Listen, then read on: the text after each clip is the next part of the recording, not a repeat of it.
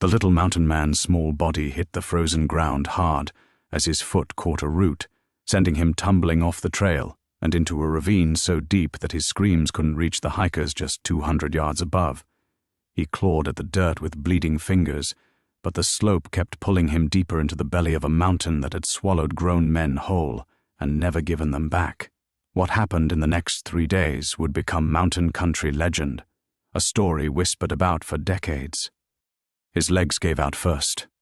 A 7-year-old boy, barely 4 feet tall, tumbled face first into a ravine of loose shale and wet pine needles, sliding 15 feet down a slope he never should have been on alone.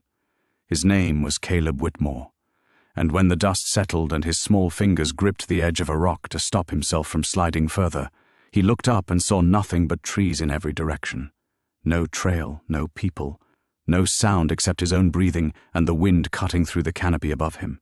What happened over the next 72 hours would become Cascade Mountain legend, a story whispered about in every ranger station, church basement, and campfire circle in eastern Washington for decades to come.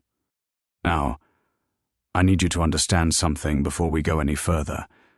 This was not a kid from some survival reality show family. Caleb Whitmore was a second grader from Ellensburg, Washington. He liked dinosaurs. He had a lunchbox with a T-Rex on it. He weighed 53 pounds, and on the morning of August 14, 2003, he walked away from his family's campsite at Salmon, LA Sac, to follow what he thought was a deer. That was the first mistake, but it was not the last. His dad, Roy Whitmore, was a utility lineman, strong guy, quiet, the kind of man who fixed things with his hands and didn't talk about his feelings. His mom, Diane, was unpacking the cooler when she realized she hadn't heard Caleb in maybe 10 minutes. She called his name.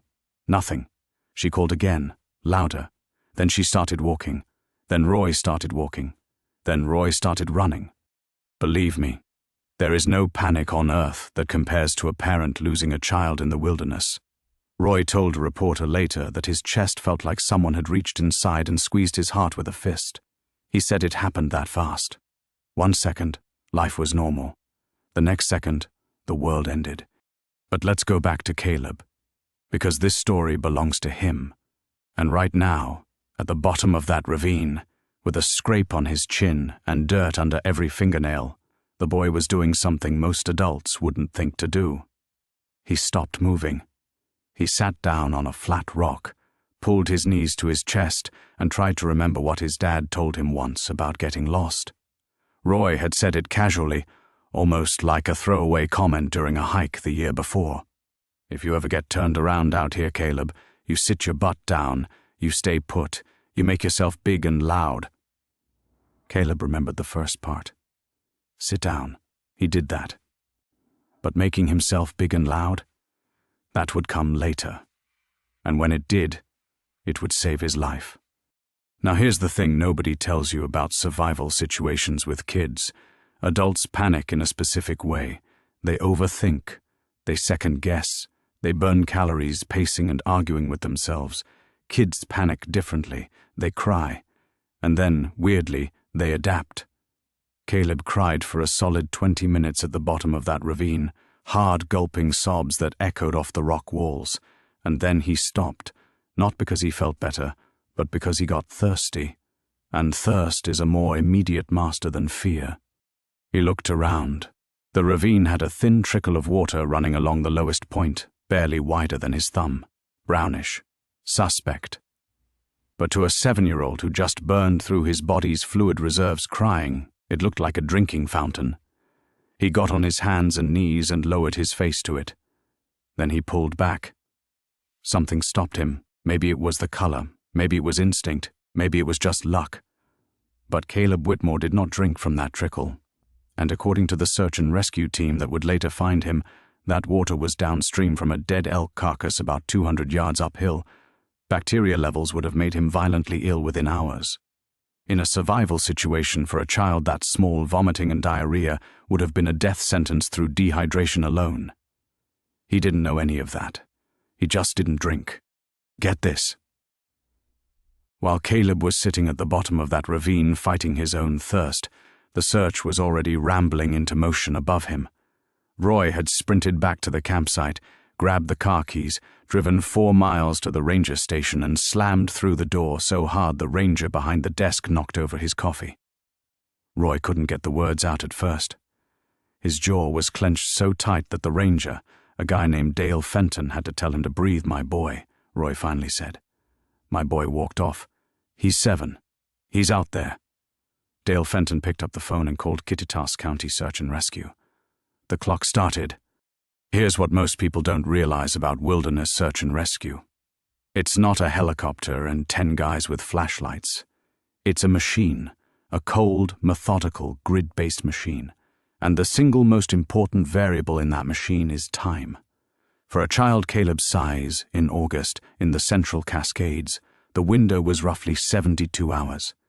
After that, without water, a body that small starts shutting down. Core temperature becomes unstable, cognitive function drops, motor control degrades. In plain English, the kid would stop being able to help himself, and in terrain like the Salmon-La-Sac drainage, where the forest is thick, the ravines are deep, and the sound doesn't carry, a child who can't call out is a child who doesn't get found. Day 1. The first 12 hours. 22 volunteers fanned out from the Whitmore campsite in a standard expanding grid. They had whistles, they had dogs, they had Caleb's pillowcase from the tent for scent, and they had nothing. The forest swallowed their calls. The dogs picked up scent trails and then lost them on the rocky ground. By nightfall, the temperature dropped to 41 degrees. Caleb had no jacket. He was wearing a t-shirt with a cartoon on it, shorts and sneakers, no socks. I'm not making that up. The kid had left the campsite without socks. I want you to picture this. Night falls in the Cascades and it doesn't happen gradually. 1 minute there's a gray-blue light filtering through the trees. The next minute, it's black, not dark, black. The kind of dark where you hold your hand in front of your face and see absolutely nothing. And somewhere in that black, a 53-pound boy was curled up on a rock at the bottom of a ravine, shaking so hard his teeth chattered in a rhythm. But Caleb did something else that first night that the rescue team would later call remarkable. He gathered pine needles, handfuls, armfuls. He piled them around his body and lay down in them. He'd never been taught this. No one had shown him a survival video. He was cold, and pine needles were soft, and he buried himself in them the way a kid buries himself under blankets during a thunderstorm. The insulation wasn't perfect, but it was enough. His core temperature, doctors would later estimate, probably dropped to around 95 degrees that night, hypothermic by clinical definition, but alive. I swear this happened. While Caleb was burying himself in pine needles, his mother Diane was sitting in the front seat of their truck at the campsite, and she was doing something that made every volunteer nearby go quiet. She was singing Caleb's bedtime song, out loud at full volume, into the darkness, over and over. "You are my sunshine, the searchers let her." Nobody had the heart to tell her that sound doesn't travel through a mile of dense forest, down into a ravine, against the wind. She sang for 3 hours until her voice broke. Day 2. Caleb woke up and his situation had gotten worse. His scrape from the fall was swollen and warm to the touch. Infection was starting, his lips were cracked, his tongue felt thick. And here's where the story shifts, because on day 2, Caleb stopped sitting still, whether it was desperation, delirium, or just the restless energy of a 7-year-old who couldn't stand being in one place anymore. He stood up, brushed the pine needles off his legs, and started walking. He went uphill, straight up the ravine wall, grabbing roots, slipping, getting back up, grabbing more roots. He climbed for what he later described as a really long time, which the rescue team estimated was about 45 minutes, covering maybe 300 vertical feet. When he got to the top, he was on a ridge, and from that ridge he could see something. Not a road, not a building, a creek, a real one, wide, flowing, clear. Below him, maybe 500 feet down the other side of the ridge, water was moving over rocks in the sunlight. Caleb didn't walk toward it, he ran. Stumbling, tripping, sliding on his butt half the time, but moving downhill toward that creek with every ounce of energy he had left. He reached it. He fell to his knees, and he drank, face down in the current, hands braced on the rocks, gulping water so fast he choked and coughed and then drank more. That water was clean. It was coming straight off snowmelt from higher elevation, and it bought Caleb Whitmore another 24 hours of life, maybe more.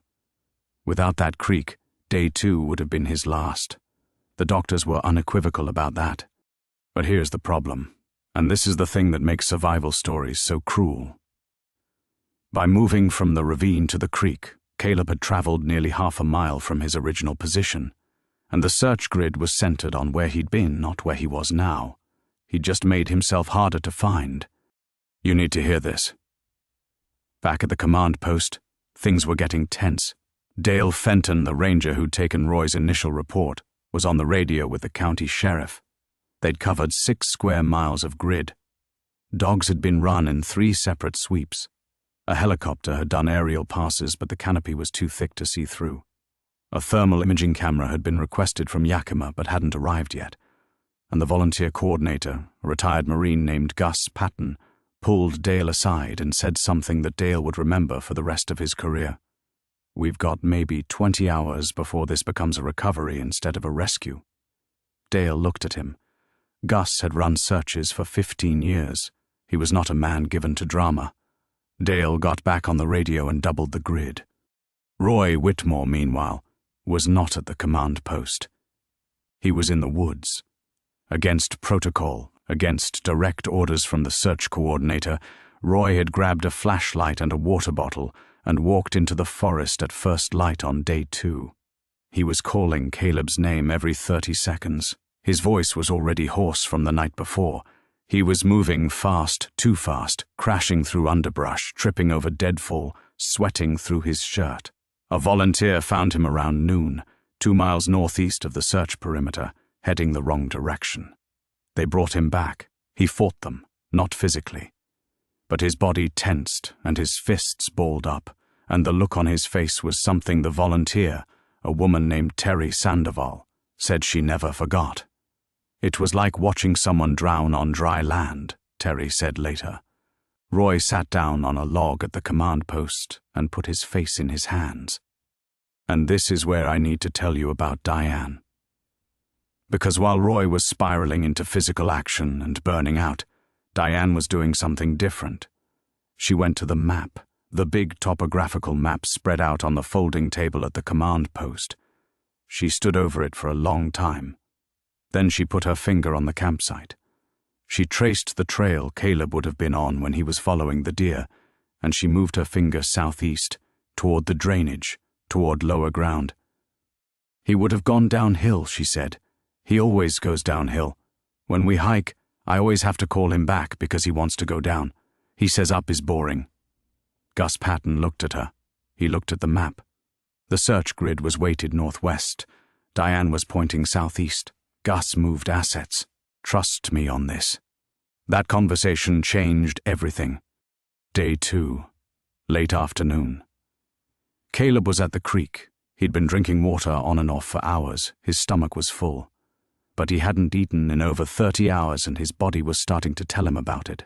Muscle weakness, a headache that sat behind his eyes, a strange ringing in his ears that came and went. He tried to eat some berries he found on a bush near the water. He picked 3 of them, put one in his mouth, and spit it out immediately. Bitter. Wrong. He threw the other 2 into the creek and watched them float away. Another instinct that probably saved him, because those were baneberries. 6 of them would have stopped his heart. Night 2. Caleb repeated his pine needle trick, but this time near the creek. He found a spot between 2 large rocks where the wind couldn't reach him, packed the space with pine needles and dead leaves, and crawled in. He was warmer than the first night, but he was weaker, and for the first time, he started talking to himself. Not crying, talking. The rescue team later asked him what he said, and his answer made every hardened searcher in the room look at the floor. "I told myself a story about a boy who got lost and then his dad found him. He told himself that story," he said over and over until he fell asleep. Here's what nobody expected. Day 3. The morning of the 3rd day is when most survival stories end one of 2 ways. Either the rescue comes or the body quits. For a child Caleb's size who hadn't eaten in roughly 48 hours and had been exposed to 2 nights of near-freezing temperatures, the window was closing fast. His body was consuming its own muscle tissue for energy. His kidneys were stressed. His immune system was compromised, and that scrape on his chin was now visibly infected, red and puffy and warm.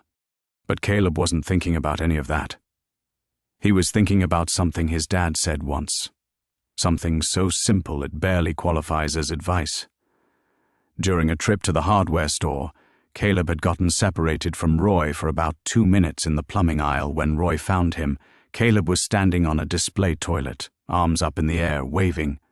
Roy had laughed. "What are you doing up there, buddy?" And Caleb said, "You said make yourself big." Roy had ruffled his hair, and they'd walked to the truck.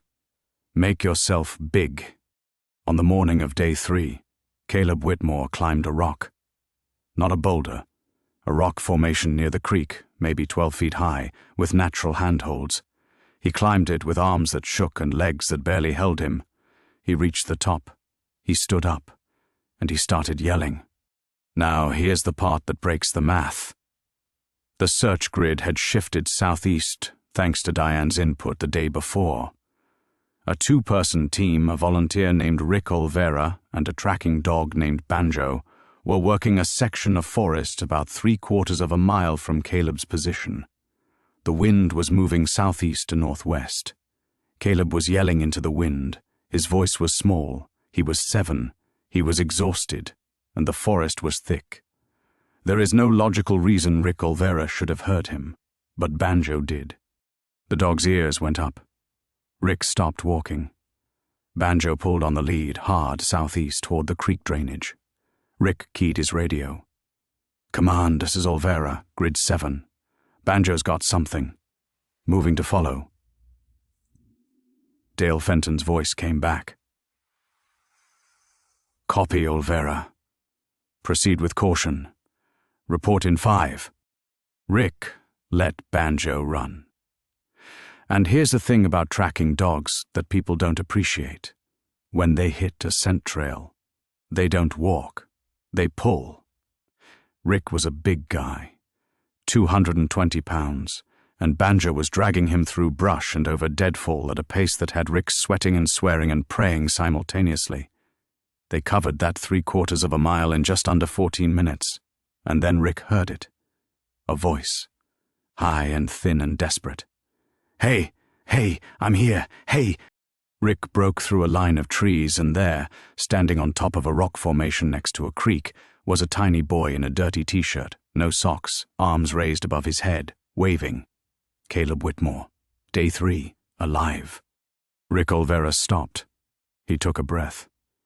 He keyed his radio and said 6 words that made a command post full of exhausted people lose their composure. "I've got him. He's alive." The radio went silent for 3 full seconds. Then it exploded. Every channel, every voice, all at once. But Rick wasn't listening anymore. He was walking toward the rock. Caleb was looking down at him with an expression Rick later described as something he'd never seen on a child's face before. Not relief, not joy. Something older than that. Something that said, "I knew someone would come, but I didn't know if it would be in time." Rick held his arms up. "Can you climb down to me, buddy?" Caleb's legs buckled. He didn't climb down. He fell. Rick caught him. 53 pounds of dehydrated, starving, hypothermic, infected, brave little boy, and Rick caught him clean. Caleb wrapped his arms around Rick's neck and squeezed with what little strength he had left. Rick sat down right there on the creek bank, holding this kid, and he cried. Not quiet tears, the heaving kind. 14 minutes ago, he'd been a volunteer following a dog. Now he was holding a miracle. This is real. This happened. Caleb whispered something into Rick's neck. Rick almost didn't hear it. "Is my dad mad?" Rick pulled back and looked at this kid, scrape on his chin, lips cracked and peeling, eyes sunken, asking if his dad was mad. Rick's jaw tightened. "No, buddy, your dad's not mad. Your dad's been looking for you this whole time." The evacuation took 45 minutes. Rick carried Caleb on his back along the creek bank until they reached a point where the canopy opened enough for a helicopter to lower a basket. The flight medic, a woman named Joanna, strapped Caleb in, checked his vitals, started in 4, and looked at Rick standing below. She gave him a thumbs up. Rick sat down in the dirt. He was done. The helicopter landed at Kittitas Valley Hospital 18 minutes later. Caleb's core temperature was 94.2 degrees. He was dehydrated, but not critically. His blood sugar was dangerously low. The infection on his chin required antibiotics but hadn't gone systemic. He'd lost 4 pounds, nearly 8% of his body weight. The attending physician, Dr. Alan Marsh, examined him and said something that ended up in the Ellensburg Daily Record the next morning. This child should not be alive. By every metric we use, he should not have survived 3 nights in those conditions. He did things instinctively that trained adults forget to do. He found water. He insulated himself. He climbed to a visible position. He made noise. A 7-year-old did what most adults can't do. He kept himself alive long enough to be found. And then Roy and Diane arrived. I've told a lot of stories. I've described a lot of moments. But this one, I'm telling you, this one is different. Roy Whitmore came through the emergency room doors at a full sprint, not a jog, a sprint. A utility lineman who'd been awake for 60-plus hours, who'd walked 20 miles through forest, who'd fought volunteers and broken protocol and put his face in his hands on a log in the middle of the Cascades. He came through those doors and he saw his son on a gurney, with an 4 in his arm and a thermal blanket around his shoulders, and Roy's knees hit the floor. Not on purpose, they just went. He slid the last 4 feet across the linoleum on his kneecaps and grabbed Caleb's hand. Caleb looked at his dad. "I stayed big, Dad." 4 words. Roy couldn't speak. His mouth opened and nothing came out. Diane was behind him and she put her hand on Roy's shoulder, and the 3 of them stayed there in a knot of arms and tears and hospital blankets for a long time. The nurses let them. Nobody interrupted. Some moments are too important for clipboards. Now listen, there's a part of this story that most accounts leave out, and it's the part that matters most to me, so I'm going to tell it to you. 3 weeks after the rescue, when Caleb was healed up and back in school and the media had moved on to the next thing, Roy Whitmore drove to Rick Olvera's house. Rick lived in a double-wide outside Kelly Elam with a chain-link fence and a carport. Roy pulled into the driveway, sat in his truck for a minute, then got out and walked to the door. Rick opened it. The 2 men looked at each other. They'd never met face to face. Rick had carried Roy's son out of the wilderness on his back, and this was the first time they'd stood in the same space. Roy held out his hand. Rick took it, and Roy said, "I don't have the words for what you did." Rick shook his head. "Banjo did it. I just held on." Roy reached into his truck and pulled out a bag of the most expensive dog treats you could buy at the Ellensburg Safeway. He handed them to Rick. "For Banjo, then." Rick looked at the bag. He looked at Roy. His eyes got wet. "He's out back. You want to meet him?" Roy nodded. They walked around the side of the house, and Roy Whitmore knelt down in Rick Olvera's backyard and let a 60-pound bloodhound mix lick his face while he scratched behind the dog's ears and said thank you to an animal who'd heard what no human could. This is what I need you to understand. Survival stories aren't about the wilderness. They're about people. A mom who knew her son went downhill because she paid attention on every hike they ever took. A ranger who doubled the grid because a retired Marine told him the truth. A volunteer who trusted his dog. And a 7-year-old boy who remembered one sentence his father said in a hardware store. "Make yourself big." Now, if this story hit you the way it hit me, I need you to do something. Hit that subscribe button. Because I find stories that deserve to be told, the ones most people walk right past, and I bring them here. Every single week. 1 click. That's it. And you won't miss the next one. Here's what happened after. Caleb Whitmore grew up. He finished school. He went to college at Central Washington University, same town he'd grown up in, and he studied emergency management. You can probably see where this is going. At 23 years old, Caleb Whitmore joined Kittitas County Search and Rescue as a volunteer, the same organization that pulled him off that rock when he was 7. His first call-out was for a missing hiker near Samanalasak. Same drainage, same forest. Caleb told the team leader he knew the area.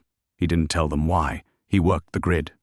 They found the hiker, a 60-year-old man with a broken ankle, within 6 hours. Caleb helped carry him out. When they got back to the command post, Gus Patton was there. Gus was in his 70s by then, retired from active searching, but he still showed up. He looked at Caleb's name tag. He looked at Caleb's face. And Gus, this granite-jawed former Marine who'd spent decades pulling people out of the mountains, put his hand on Caleb's shoulder and said, "I remember you." Caleb nodded. That was all they needed. Rick Olvera was at Caleb's wedding. Front row. Banjo had passed years earlier, old age, but Rick brought a photo. It sat on the table at the reception next to the guest book. Nobody at the wedding who didn't know the story asked about it. Everybody who did know the story touched the frame when they walked by. Roy Whitmore retired from the utility company at 62. He and Diane still camp at Samanalasak every August. Roy doesn't let anyone out of his sight. Diane still sings "You Are My Sunshine" at the campfire, but now it's for grandchildren, and now everybody sings along. And here's the last thing. This is the detail that got me. The detail that made me want to tell you this whole story. In 2019, Caleb Whitmore was on a search and rescue call for a missing child. A 5-year-old girl had wandered away from a family picnic near Taneum Creek. Caleb was on the tracking team. They'd been searching for 4 hours. The light was fading.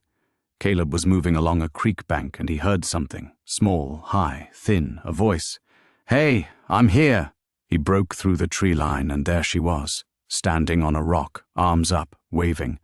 She'd seen it on a TV show, she told him later. "Make yourself big so they can find you." Caleb climbed up, picked her up and carried her down. She asked him, "Are my mommy and daddy mad?" Caleb's throat tightened. He took a breath. "No, sweetheart. They've been looking for you this whole time." He radioed it in. Then he sat down on the bank and stayed there for a while. Not because he was tired, because some circles need a moment to close. Caleb Whitmore was 7 years old, 53 pounds, no food, no water, no jacket, no socks, 3 days in the Cascade Mountains. And he survived because he remembered one thing his father told him on an ordinary afternoon in a hardware store. He made himself big. He made himself loud. And on day 3, standing on that rock with his arms in the air, he became the kind of legend that doesn't need exaggeration, the kind that's true. And that, right there, is the real story. Not that the mountain almost took him, but that a little boy, alone in the dark, chose to believe someone was coming. And he was right.